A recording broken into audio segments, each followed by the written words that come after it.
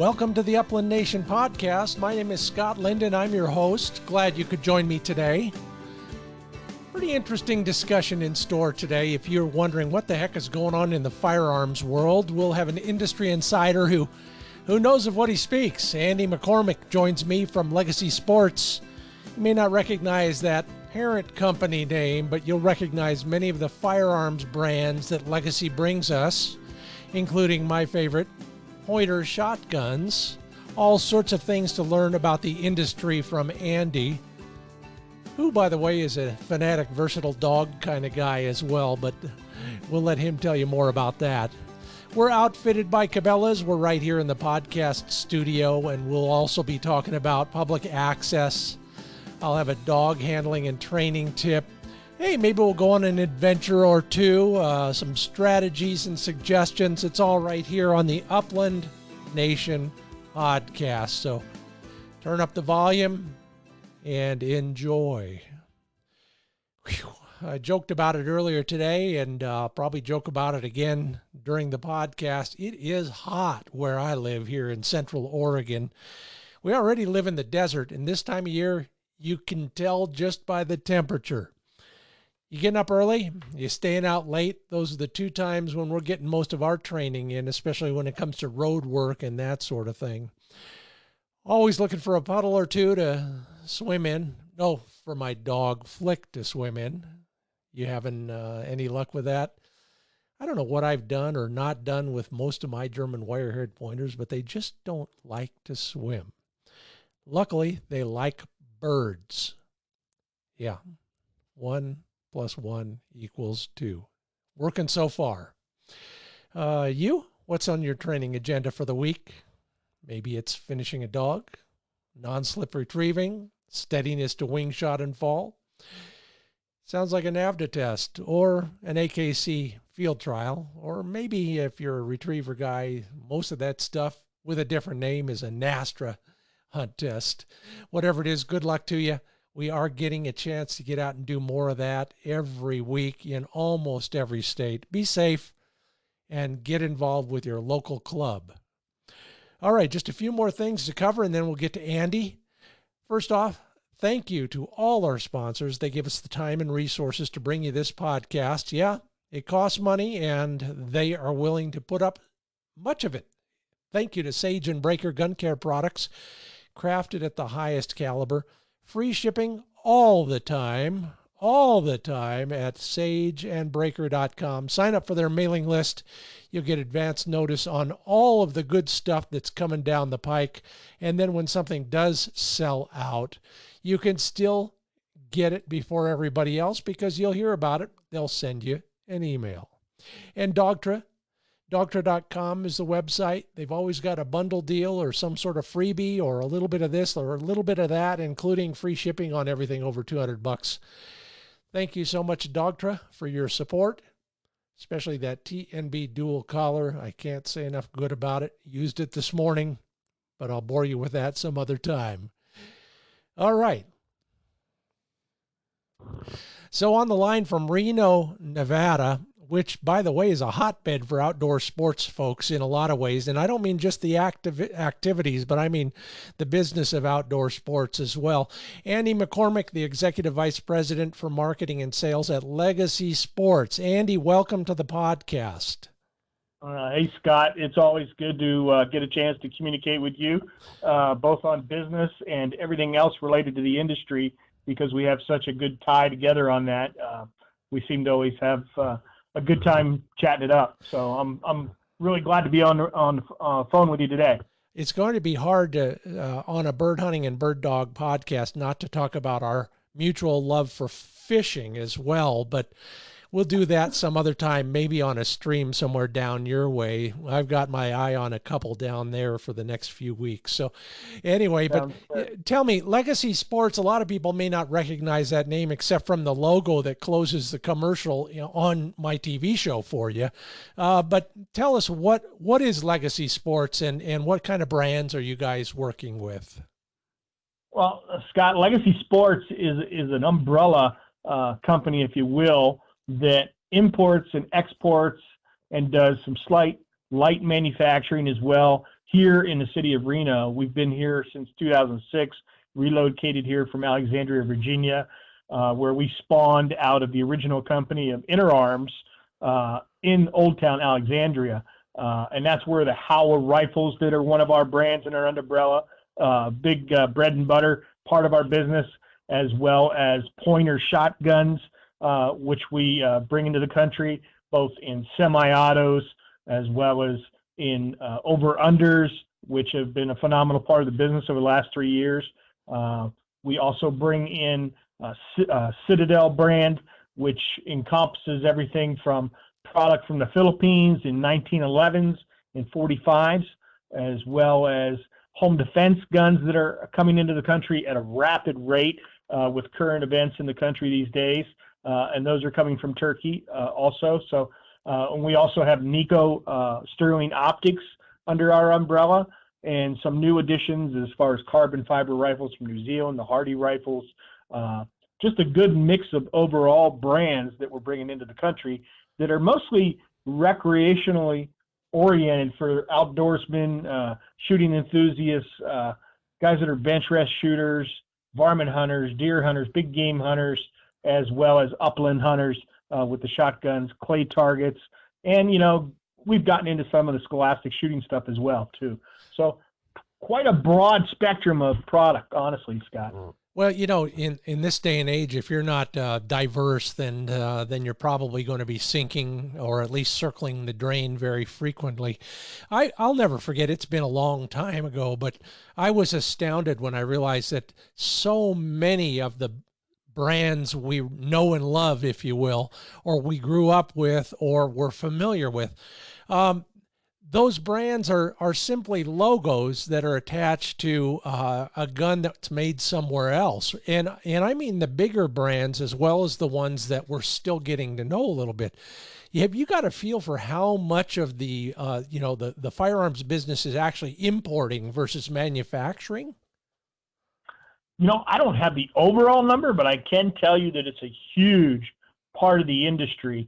Now, obviously, there's people that are trying to think of ways around current events in the economy or directions of the political winds with tariffs in certain countries and stuff like that, where people are considering bringing more manufacturing back here to the United States for cost purposes. But for workmanship, labor, materials, all the above, just in the shotgun world alone, let's say, you know, we work with 2 factories, and we are literally every morning, we are on the phone with our factories every morning, talking to them about updates on where we're at with shipments that are either being flown in from their facility, where they're going to land here in the United States to be distributed efficiently, or whether or not they come directly to Reno here.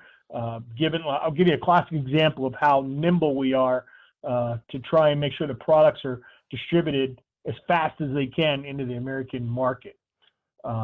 Here we have guns say they're coming from Turkey, 2 different manufacturers. And like I was alluding to earlier, right now the home defense shotgun stuff is kind of crazy, but those same factories that make our home defense shotguns are the same factories that make our semi-autos as well as our over-unders across the board. And those factories are able to give us updates every morning and telling us how many they're going to produce, how many they're going to ship, what gauge, what length, what model, and then we take that and apply that to our schedule of open orders across the board. And then, for instance, right now we're bringing shotguns into Houston instead of Reno. And when they hit Houston, they get separated. This way, we're saving a week's time to get them out onto the market to try and help people out with their deliveries.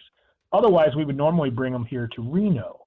So these things are the kind of things that we have to look at on a daily basis, you know. And then there's always, we talk at SHOT Show and we talk at the various shows or Pheasants Fest or any of the other trade shows in the industry, and we talk about new product every year and that kind of stuff. So we just started talking today, discussions, for the new catalog for next year and all the new product that's going to be introduced and new models or if you have factory changes, that kind of stuff.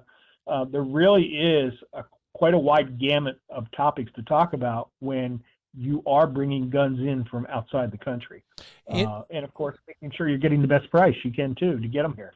well, and that's all part and parcel. The other thing that you alluded to, and that in previous conversations you've mentioned, most people will simply put all of those guns in a container and put it on the slowest boat they can find and ship it over here at their leisure. But you're responding to the market in ways that are a little bit more unique, aren't you?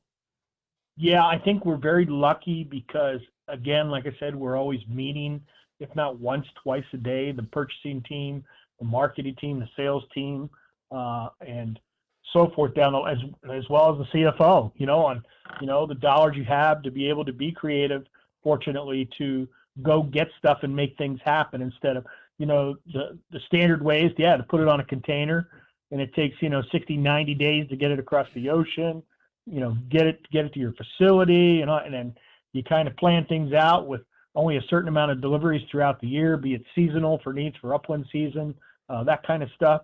But now we had to crank things up, and so we were fortunate within our buying power and prowess that we were able to fly product in huge quantities instead of put it on a boat and catch up with the demand that's going on right now in the industry. Incredible. And I mean, I'm talking about a lot of guns that are going on right now for a variety of reasons that are none of which are really good, but it is what it is. And like I said, I always look at these things that are cyclical within the industry about the popularity of guns, be it for home defense or for going to go hunting this year because of they want to make sure they're going to have meat in the freezer, or they're going to have get outdoors instead of being cooped up inside, or they're going to take on, hunting for the first time. The numbers are going to grow this year. And it's exciting because when you do have this influx of all these new shooters across the board, or people buying first-time firearms purchases are at an all-time high.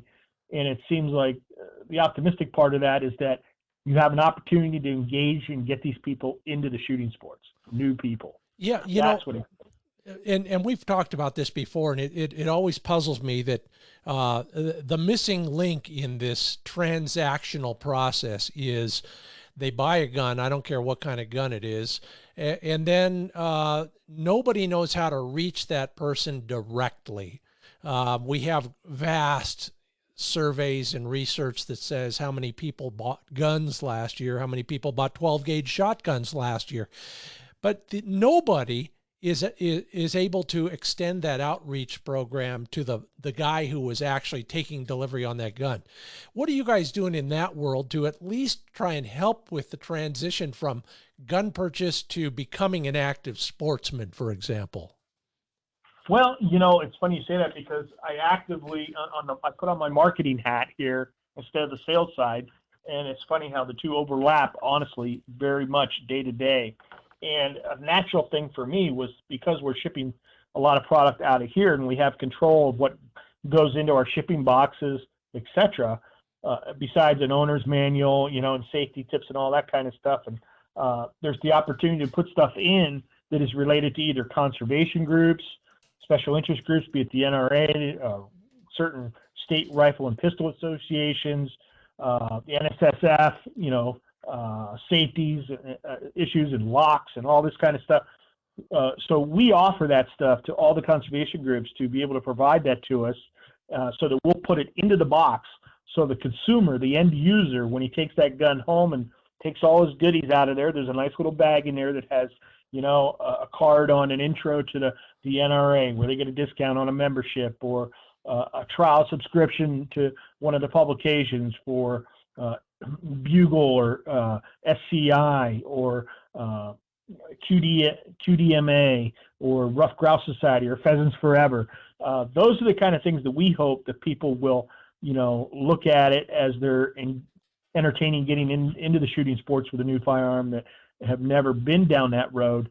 Hopefully will enlighten them to and want them to engage at some point. But I think you and I, like I said, have had this discussion that there has to be another way that we could get a little bit more aggressive with that opportunity that sits in front of us. And we're all trying to do our part in that world, and I thank you for supporting all of those groups, because every little bit helps, and you're doing more than a little bit there. You know, before we get too far afield, let's lay out the important credentials. You've got one of those funny looking dogs, in fact, funnier looking than my dog. Tell me a little bit about your own upland bird hunting and bird dog experiences. Oh, I've been a bird hunter ever since I was a kid growing up in Pennsylvania.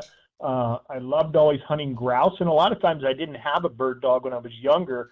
It seems like the dogs I hunted with were for cottontail with my grandfather, who had a bunch of beagles.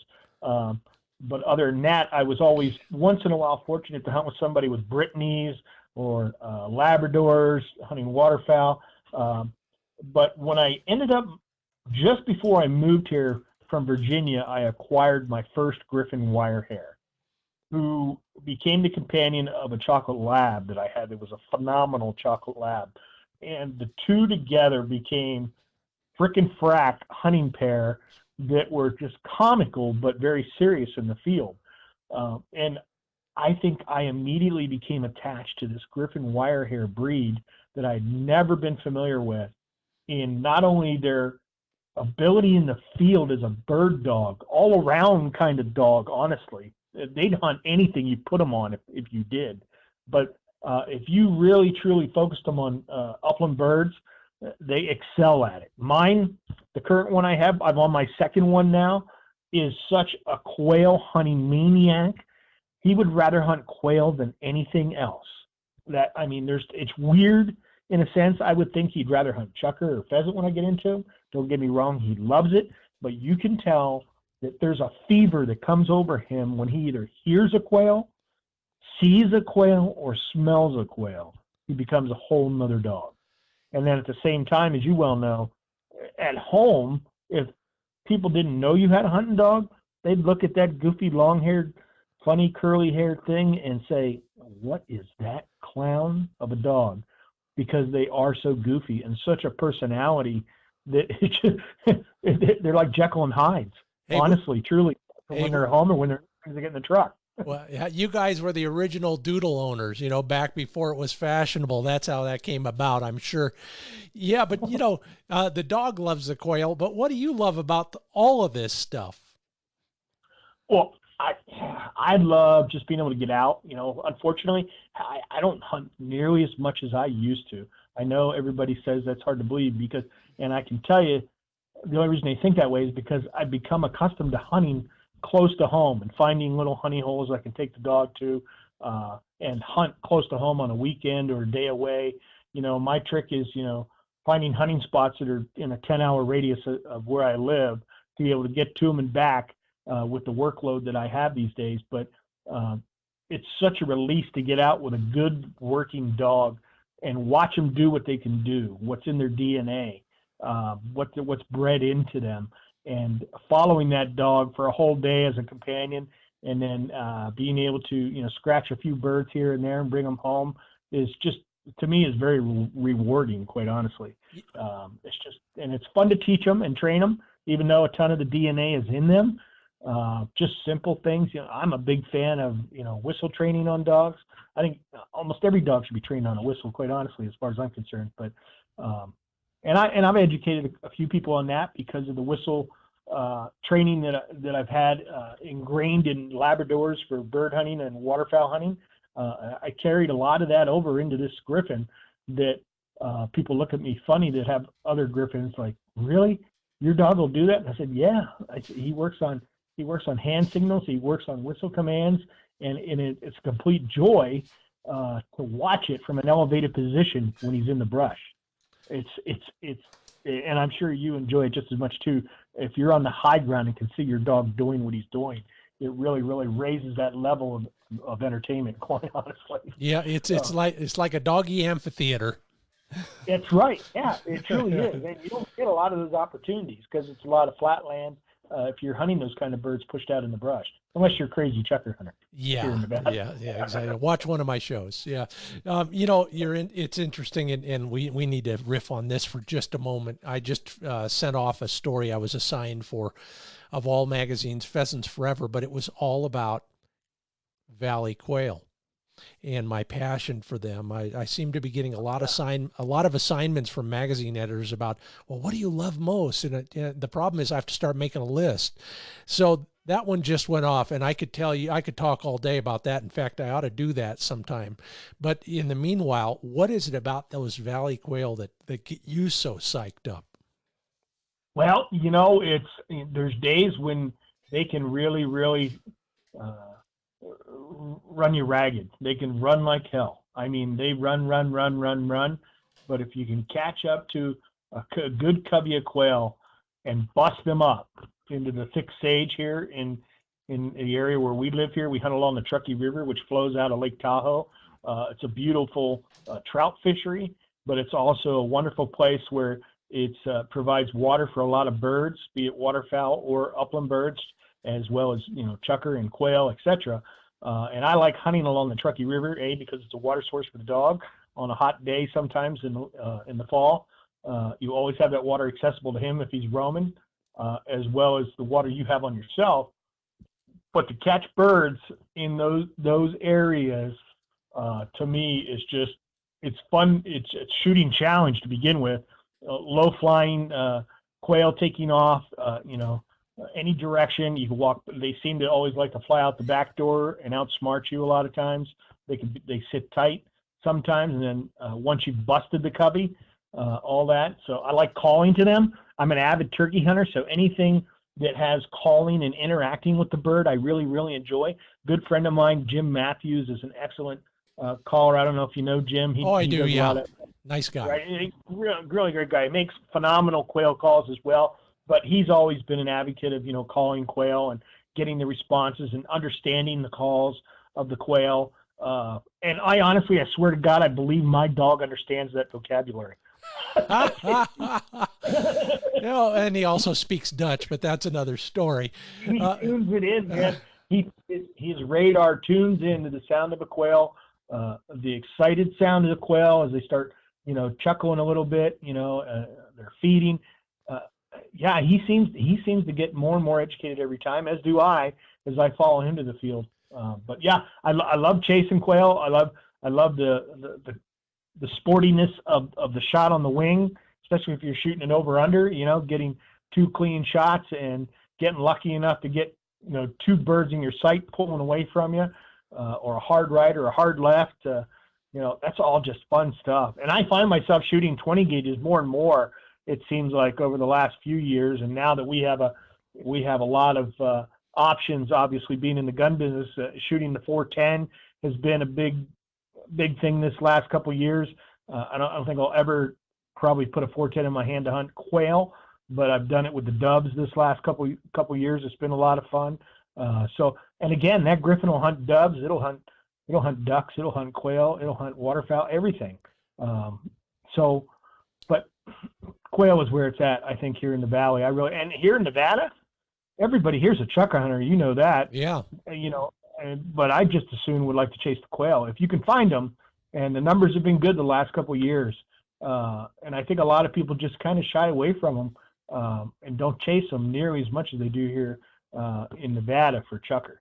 Well, no doubt about it. And I joke about it, but after the third day of chucker hunting, quail hunting sounds pretty darn good. You're listening to the Upland Nation podcast. That's Andy McCormick with Legacy Sports. You hopefully know him best for his pointer shotguns. I'm Scott Linden, who shoots a pointer shotgun. And we're talking about all things firearms. Well, we will be in a moment or two, I promise you. But one last question for you, Andy, when it comes down to this kind of stuff. You did mention this, and I just want your take on it because I'm a big believer as well. You mentioned whistle training. What is it about that you think is so important to a bird hunter and a bird dog? Well, I think let's put it even further, drill it down. I think for any dog owner, I think it's a safety thing. And I learned this firsthand with my chocolate lab when I was hunting him in rice checks. or outlets that had, pipe flows that drain out of the water system. And if your dog is retrieving a bird close to a water pipe exit that could shoot him through the pipe and out the other end, and he doesn't know any better because, how dogs are so fixated on the retrieve and the hear, heel command. And sometimes it's to their own detriment. So if you have that whistle, you can stop him, you can turn him and get him out of trouble. If you have a dog running for, could be a road system, and there's a vehicle coming, you can stop him with a whistle. If you lose your dog, you can find him. If you don't have a GPS collar on him or a sounder or beeper, he will come to the whistle. So I think that basic thing itself is worth its weight in gold, quite honestly. Excellent. Glad to hear it from you as well as from me. I'm sure it is all about safety, and that's one way to do it. I've written about that, and I truly believe it. And in the background, you're hearing my cue. That cue says, Andy, take a break. Relax a moment while I make a little money here and pay off the bills. Starting with Dr. Tim's Performance Dog Food, DRTIMS.com. That's where you learn all about the formulations he has available to you. Last week I mentioned something that it's a pet peeve of mine. The price of so many dog food bags stays the same, but the weight of those bags gets smaller and smaller and smaller. Well, I refilled Flick's dog food box today. I got one of those dispenser gizmos. And all 40 pounds went up and over and onto my shoulder. And I realized once again, one of the nice things about Dr. Tim's, on top of all the great formulations and the care that he puts into those formulations, you can still buy a 40-pound bag and get good measure, good value for your purchase. And if you want even more good value, remember your first order is a 30% discount. Just use the code UplandNation at drtims.com, DRTIMS.com. And if you heard that message, it's because you're taking care of your ears on the range and hopefully in the field as well. That's Jack Holma's hope too, as well as mine, at ESPAmerica.com. ESP stands for Electronic Shooter's Protection.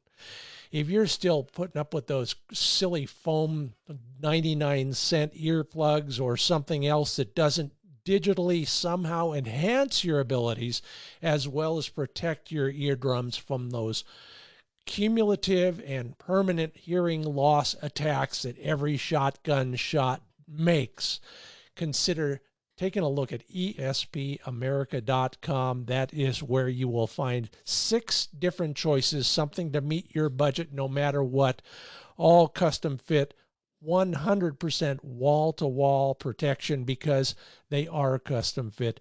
It's all at ESPAmerica.com. Did you hear that? I knew you could.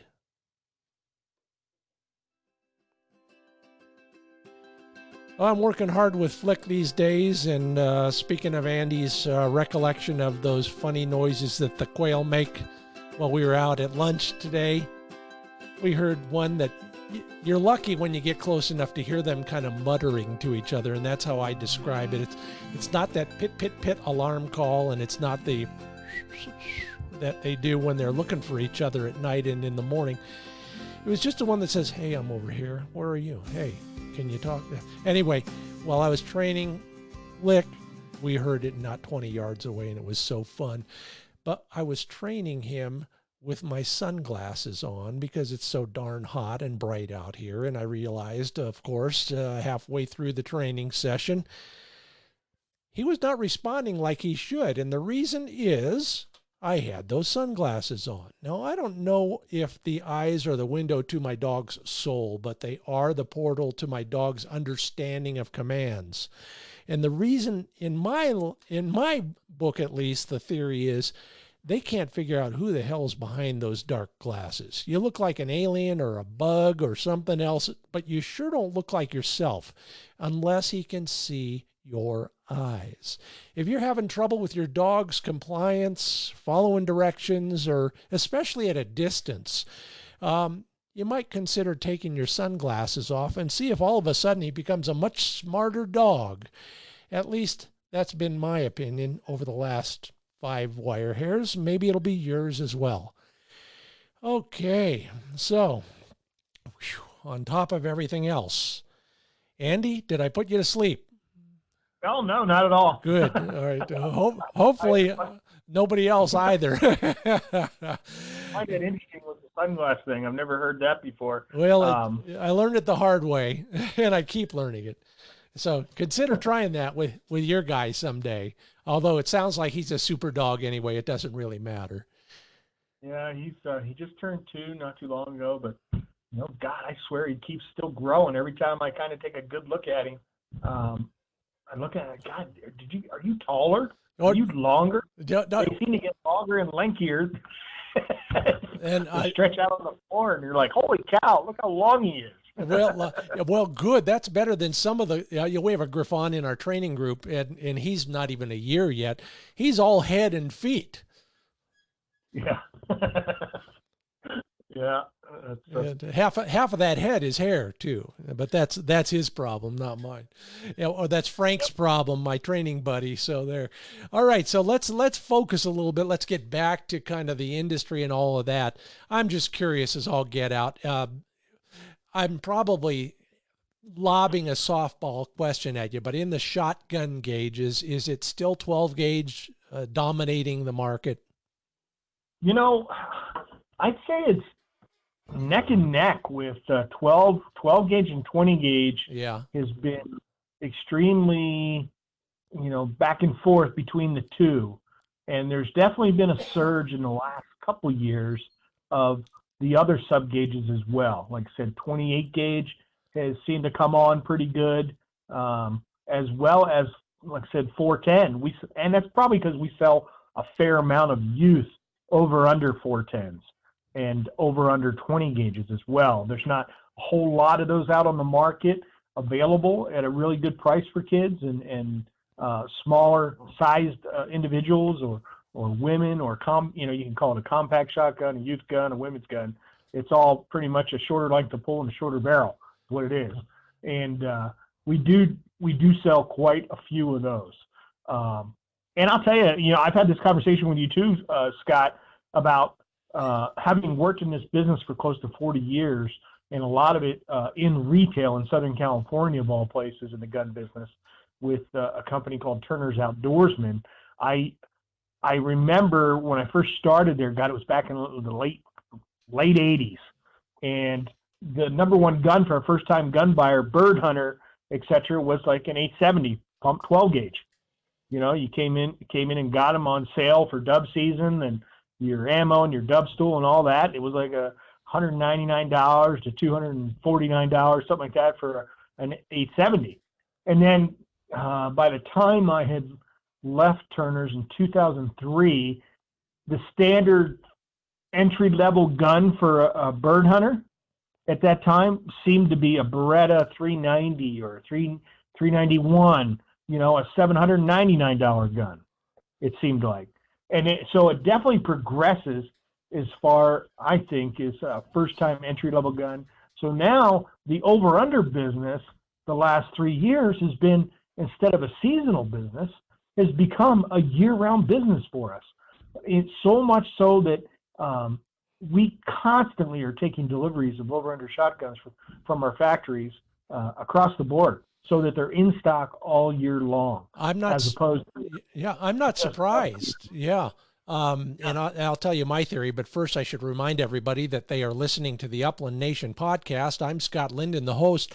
That's my good friend Andy McCormick with Legacy Sports Pointer Shotguns. My theory on that, Andy, and it bears out when I survey followers every year. When they're not hunting or training their dog, they're shooting clay targets. Those are the things they do. And no closed season, no limit on clay targets, at least not in my state. Yeah, and I think now that this COVID stuff is kind of opening up, people. I just heard today how boat sales are through the roof because there's no sports, there's no football, no baseball, none of that stuff. So people are looking for other ways. So I think you're going to see an opportunity too for the shooting sports in that area to grow even more. To get out and shoot clay or buy your own little, thrower, be it a handheld or something else that you can throw clay with, and a box of white flyers, and off you go. You got entertainment galore for the camping trip with the kids. A place you can be out on BLM land somewhere and have a hoot. Absolutely. All right. So tell me, what is I think it's obvious that the industry in large part is probably balls to the wall, as good as any time when a Hillary Clinton or a Barack Obama is running for president. Surpassed it. Is it all of the above? And we know some of those things, like you alluded to. It's the crazy folks in the People's Republic of Seattle who are making everybody a little less secure, and it's the diseases, and it's who knows what else. Have you got any more theories on what else might be fueling that?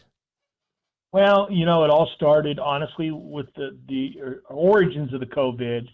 Got people kind of wondering about food supplies, security of how often you'll be able to get food. You start hearing about pork shortages, chicken shortages, beef shortages, aside from the toilet paper and everything else. And then you had people wondering about encroachment of security issues because, you had protested started from just being locked down, forced not to be able to go to work or move around in your own way and your freedoms and rights. And then you had then it got to the poor policing situation that happened in Minneapolis. That created more unrest with rioting and protests. Then you had the looting and burning of commercial establishments. And next, then you've got the defunding of police departments. You've got crime rates escalating all over the country at this point that you're not hearing be reported at all. That is amazing. And then you have the elections coming. So there's all kinds of stuff across the gamut that are escalating firearm sales. Now, the interesting part is, a large part of it is home defense shotguns. There's the AR-15 crowd, and then there's, ammunition are all scarce. But what is shocking is that we're selling a ton of, deer hunting, big game hunting rifles. I think I was sharing with you that here in Nevada, they had an additional 50,000 people put in for big game tags. So that just tells you that people are planning to go hunting this year that didn't before, to either put meat in the freezer or to just get away and be in the open outdoors and relax and, a little mental relaxation, true organic food, go get some, put it on the table, or they're just going to be out of work. So, there's a lot of different things driving that. And I think you're going to see this all the way across the board, also into the bird hunting in the fall. You're going to see more people, I think, than ever participating in pheasant hunting in the Midwest. I think chucker hunting, quail hunting like we were talking about. I think small game hunting, all that stuff, you're going to see a bigger participation rate across the country, quite honestly. Shotguns, rifles, all of it.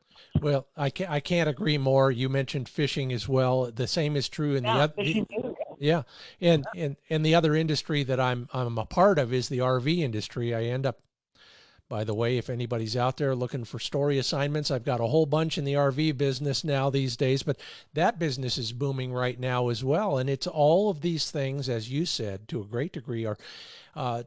The good old American way is, if you tell me I can't go out and recreate, the moment I can, I'm going to go.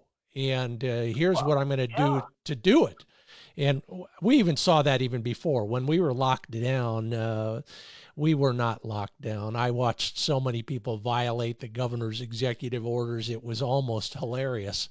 But so what else? What else about the market is so interesting to an insider like you that we may not know about? Tell me something we don't know about the firearms industry right now. Well, I would say that my concern when we get to this point of gun sales being as rampant as they are is the ammunition companies being able to keep up, not run out of ammo, because that will stop firearm sales in a big way, like it did a couple of years ago when we were running out of ammo you couldn't find 22 ammo. Yeah. So 22 rifle sales just stopped because nobody could buy it, or it was rationed. You couldn't buy, more than 2 boxes a day or something like that. So the same is true right now with a lot of the handgun ammunition is pretty tight. There's a lot of manufacturers that are, were literally booked up, some of them into next year already at capacities. So those are the things that, you don't hear a whole lot about unless you're, out in the sporting goods store on a regular basis looking at the ammunition shelves and what's available on the shelves. I never thought about it quite that way. I understand all of that. It makes all the sense in the world. But what you said clued me into why that mentality is the way it is. Check me on this. If I buy a new car, I'm going to go take it for a drive somewhere that day. But if I can't buy gasoline for that car, I'm probably not going to buy the car. Yeah, especially if I don't think I'm going to be able to buy gasoline next week or the week after or the week after. I mean, guns are the same way. I need instant gratification, and I'm sorry, I apologize. There's no 12-step program for it yet, and there probably never will be. But if why would I? Like you said, why would I buy a gun if I can't shoot it? Right. That's 9 times out of 10, a guy walks into a firearms store, buys his favorite shotgun, rifle, handgun, what rimfire rifle, whatever. He obviously is, unless he has a whole stack of it at home, he's going to buy some of it to go along with his purchase. And if you can't, and if the guy on the other side of the counter says, "Yeah, I don't have any, I don't know when I'm going to see any," that kind of gives you a little pause and hesitation. So those are the things that worry people in the gun business. By the way, pause and hesitation ought to be a Righteous Brothers song. Okay. So you're there. You got your finger on the pulse of all of this stuff. Do you see any looming shortages at the moment? I don't want you to send out a panic message or anything, but if you were to call me tomorrow off the record and say, "Scott, you probably ought to go buy blank," is there something? Yeah, it depends where you live too. Yeah. For availability and stuff like that. If you're out in a remote area or something like that, sometimes they can not see it for a while because the demand's not as high with the lower population. But in areas where the big population is, where a lot of people are buying these guns, sometimes it hits them pretty hard, and then they got to catch up. So handgun ammunition seems to be one of them. So sure. I keep an eye on that one. It's hard to run out of shotgun ammo, but it happens. I've seen it happen. Honestly, I've seen it get low. Well, especially if you're shooting a 16 gauge. Yeah, and and the things we're going through right now, and the volume of guns that we're putting onto the market, I can tell you that we haven't seen this kind of reaction within the industry since I've been in it. And I'm going all the way back to 92, to the Rodney King riots, to the Obama elections, to Clinton's, to Sandy Hook. All that stuff is paling in comparison to what we're seeing right now. And it's it speaks for itself what you see on the news in the evenings. Yeah. That's ominous, but at least we're aware of it. Our eyes are wide open, and that's useful. Tell me about pull out the crystal ball in your lower right-hand drawer. It's right next to that bottle that you and I share when we're together in Reno. Pull out the round clear glass device down there, and let's make a prediction. What do you think's happening in the shotgun market? Do you see any new trends? Do you see any interesting things that are happening in that world? Like I said, I think the continued increase of over-under purchases, and like I said, the 410 market kind of continues to excel from the turkey hunting aspect. I'm an avid turkey hunter, so the last couple of years I'll never shoot a 12 gauge again at turkeys. Mm-hmm. Now that they have the new 410 ammo out on the market that is just extremely deadly, the tungsten ammo that's available. So that's kind of going to continue, I'm sure. In the sub gauges, I think you're going to continue to see sub gauges Excel 20s and 28s for guys that are, getting older like myself that, not that I mind recoil, but I surely like a light gun in the field, carrying Yeah. it all day. Mm-hmm. I'm the kind I'll jump into the truck, grab the dog, and cut him loose and grab as much water as I can and go for the day. And so having a nice lightweight gun in the field, I think bird hunting just as much as anything else, deer hunting, a light rifle is something people like. And I see trends going towards something more lightweight in the field the best you can. That's hard to do on a 12 gauge because you give up a little bit. If you're going to shoot a lightweight 12 gauge, you're going to feel it. Yeah. Yeah. So I don't know. So I'm thinking lightweight sub gauges are going to be trending, and I think you're going to see more and more youth shotguns continuing to come into the field.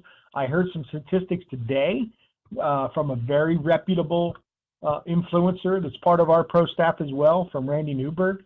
Randy told me that he's seen for the first time in a long time in a lot of his polling with his stuff that the participation of women is now steadily growing into the numbers that he's seen. It's a solid 10% of his viewers are now crept into that 10% realm, where it was always in the 7, 8, 9, never went above that for years. He said it's done that now with women that are taking 140% of the people taking hunter safety classes are women. So those are things I'd say you're going to see trending topics with, quite frankly. Well, how about over there? By the way, that's Andy McCormick with Legacy Sports, Pointer Shotguns, among other things in that umbrella organization. I'm Scott Linden. This is the Upland Nation podcast. Anything that you are allowed, without having to kill us afterwards, anything you can talk about in the way of what's coming down the pike from Legacy and Pointer? We've got a couple transitions where we've moved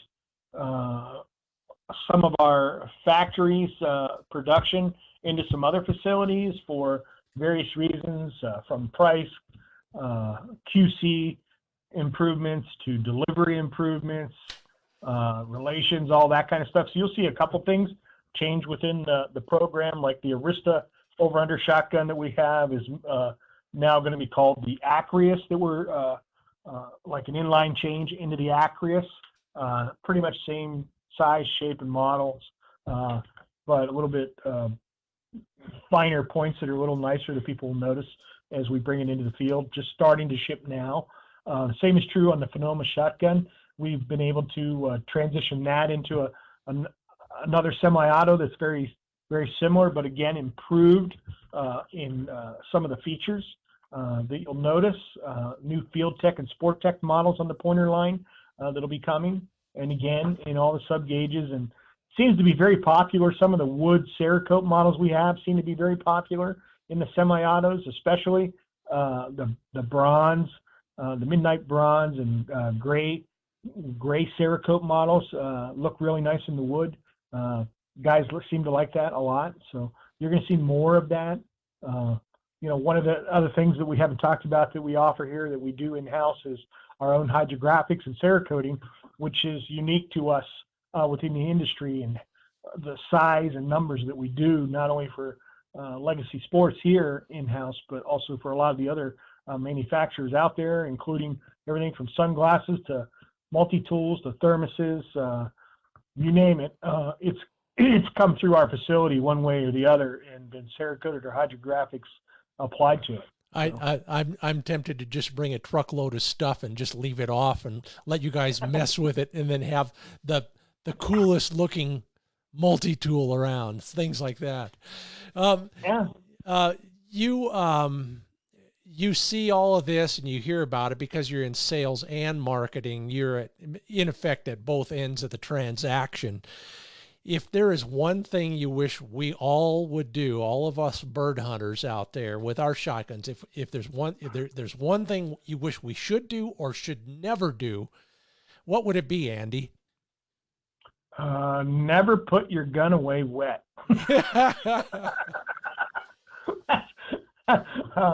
because I don't care how long you've hunted all day, how tired you are.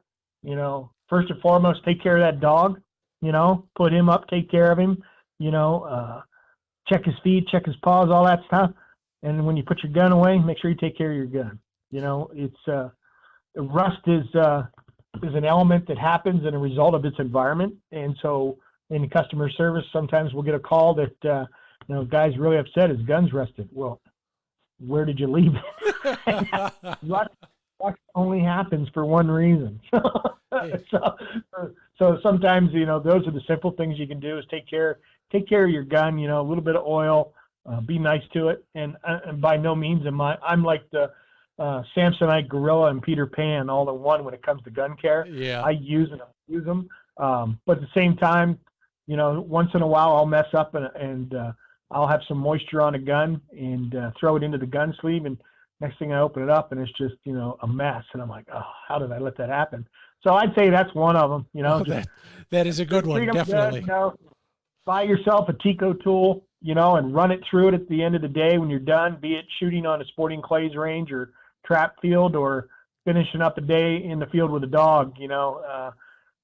Check the pads on that dog and then run a Tico tool through your gun, wipe it down, throw it in a case, and then, grab a drink and, head on your way home, kind of thing. It's Love it. Simple thing, quite honestly. Love it.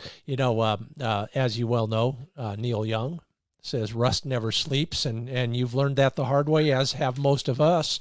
But if the new rule around the Upland Nation podcast is treat your gun as nicely as you treat your dog, you probably can't get far from right. That's true. Great. And the other thing I would say is, get out and shoot, clays more often when in the off time. It's you'd be surprised how much that muscle memory is important, especially when you're, quick snap shooting kind of stuff, and when you're winded and all that. You need all the advantage you can sometimes, out there in the field. So, practice really, really is a big part of being a successful bird hunter, especially if you're shooting with sub gauges. And I forget where I saw it the other day. There was I was just flipping through a publication looking for something, and I happened to catch a guy. It looked like he was focused on like a single tree, or just lined up of targets on the right, targets on the left. And with his shotgun, he was focused on flipping the targets, like a rimfire target. You shoot it and flip it to the other side. So, and it looked like he was shooting at that target, very focused, going from target to target to target, as opposed to a clay target going through the air. It was just mounting the gun quick and being on target. Mount quick on target. My big thing is nose to knuckle, on the gun, and pointing my index finger right down the fore end of the gun, to wherever the target goes. Just simple shooting techniques, keeping them in mind all the time will make you a successful bird hunter in many ways. This guy lives, eats, breathes firearms, folks, so I hope you wrote that down. If not, run back and replay that segment at least. You don't have to, you could block out my talking, but listen to Andy. Andy McCormick is the Executive VP of Marketing and Sales at Legacy Sports, one of my television sponsors, Pointer Shotguns, and all sorts of other good stuff, and soon to be a hunting and fishing buddy, because I'm coming your way, Andy. Look out. It was Look forward to it. It was so fun talking with you. We'll do this again sometime. In the meanwhile, stay cool down there in the high desert. And if you do get a low pressure system, send it up this way as well. Thanks for being part of the Upland Nation podcast. My pleasure, Scott. Thank you.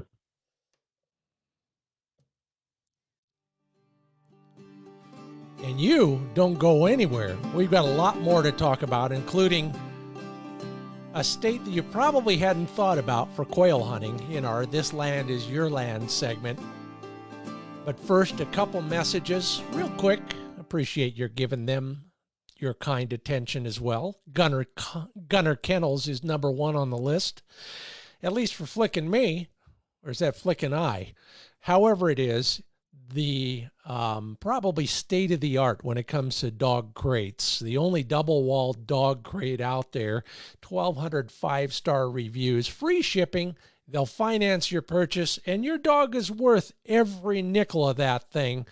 Take the Fit Finder quiz, have a little fun with their augmented reality. You could put your dog next to that kennel and see how they look together. And I can assure you they will not only look good, your dog will be safe in that Gunner kennel. Find out what's new at gunner.com. Watch some of the videos. They're eye-opening, to say the least. If you didn't think that they were a tough kennel, you watch what they do with them in those videos, and you will come away a believer. I know it. I believe it myself. That's why Flick rides in a Gunner kennel. And speaking of believing in it, Dogtra's T&B dual collar system is the key to Flick's steadiness to wing, shot, and fall. Yep, two kennels. Say, hey, Gunner, I'm going to have to charge you extra for that.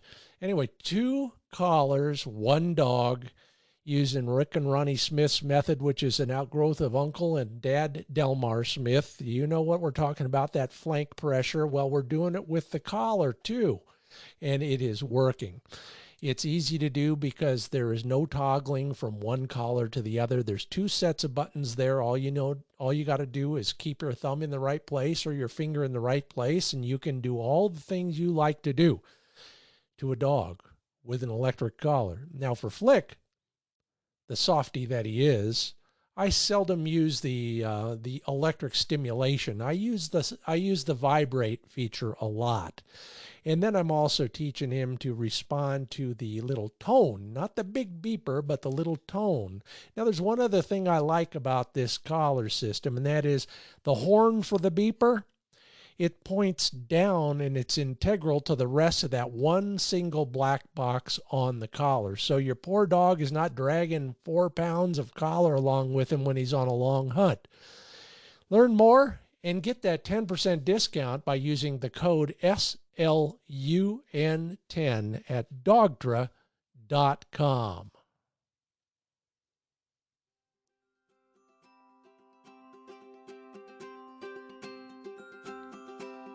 This land is your land. In large part, we own it. Out here in the West, we own virtually all of it. And much of it is open to free hunting. Buy a license, lace up your boots, and head for the open spaces. In this case, we're talking about one of my favorite states. Just talked with a future podcast guest from New Mexico.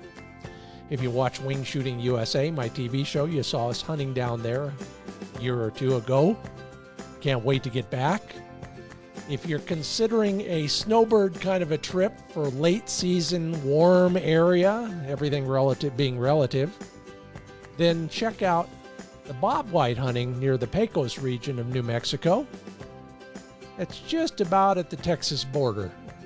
Mearns quail are all over Catron County, in the Cibola National Forest, the San Andres Mountains, and the Sacramento Mountains. So, whatever your pleasure when it comes to quail, they've got them down in New Mexico.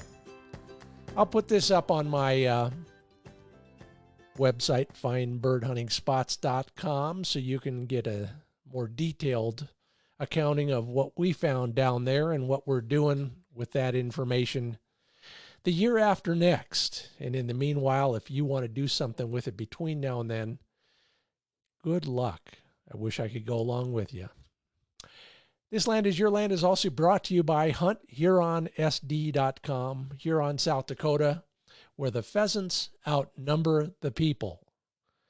And ESP America, Electronic Shooters Protection. Learn more about all the ways you can get custom-fitted, wall-to-wall protection for your delicate eardrums at espamerica.com.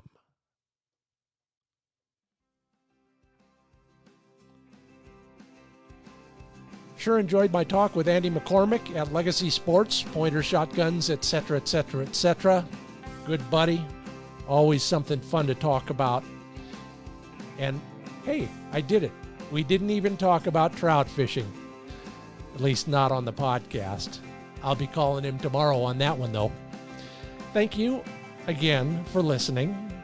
If you'd like to discuss anything you hear or would like to hear, Talk to me at the Wing Shooting USA Facebook page or the Upland Nation Facebook page. If you're so inclined, it would be very helpful to me if you would rate or review this podcast wherever you get your podcast. I sure would appreciate that. It helps in any number of ways, especially with keeping the sponsors happy and keeping me on the air, as it were. I hope you're getting out a little bit more, that in your state you can actually drive around a little and have some fun. I'm Scott Linden. Thanks for listening.